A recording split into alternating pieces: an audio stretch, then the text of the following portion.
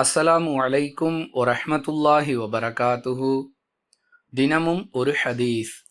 முஸ்லிம் பெண்களே, ஒரு பெண் தனது அண்டை வீட்டில் உள்ள மற்றொரு பெண்ணுக்கு ஒரு ஆட்டின் குளம்பை அன்பளிப்பாக கொடுத்தாலும் கொடுப்பதையோ பெறுவதையோ அவர்கள் இருவரும் இழிவாக கருத வேண்டாம் என அல்லாஹுவின் தூதர் ஸல்லல்லாஹு அலைஹி வஸல்லம் அவர்கள் கூறினார்கள்.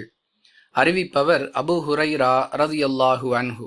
நூல் புகாரி, ஹதீஸ் எண் 2566.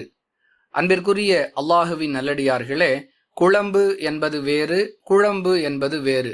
பெரும்பாலானவர்கள் குழம்பு என்றால் என்ன என்பதை அறிந்து வைத்திருப்பார்கள். குழம்பு என்று சொன்னால் ஆட்டு காலில் ஒட்டி கொண்டிருக்கக்கூடிய ஒரு பகுதி. அதை யாரும் மதிப்புமிக்க ஒன்றாக கருத மாட்டார்கள். அப்படி இருக்க அதை ஒருவர் மற்றவருக்கு அன்பளிப்பாக கொடுப்பது என்பது பரவலாக இழிவான செயலாக பார்க்கப்படும். அப்படி இருக்க இதுபோன்று ஆட்டு குளம்பை ஒருவர் மற்றவருக்கு அன்பளிப்பாக கொடுத்தாலும் கொடுப்பவரும் அதை உயர்வானதாக கருத வேண்டும், பெறுபவரும் அதை பெருந்தன்மையோடு ஏற்றுக்கொள்ள வேண்டும் என்ற உயர்ந்த ஒழுக்கத்தையும் மனிதநேயத்தையும் ரசூலுல்லாஹி ஸல்லல்லாஹு அலைஹி வஸல்லம் அவர்கள் இந்த ஹதீஸின் மூலம் நமக்கு கற்றுக் கொடுக்கிறார்கள். கொடுப்பதற்கு என்னிடம் அதுதான் இருக்கிறது, எதையாவது மற்றவர்களுக்கு கொடுக்க வேண்டும் என்ற ஆசையும் எனக்கு இருக்கிறது.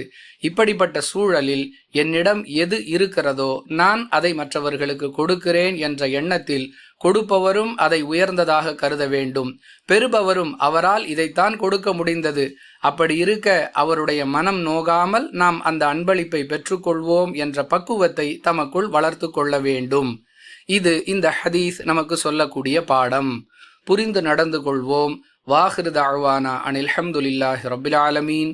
அஸ்ஸலாமு அலைக்கும் வரஹ்மத்துல்லாஹி வபரகாத்துஹு.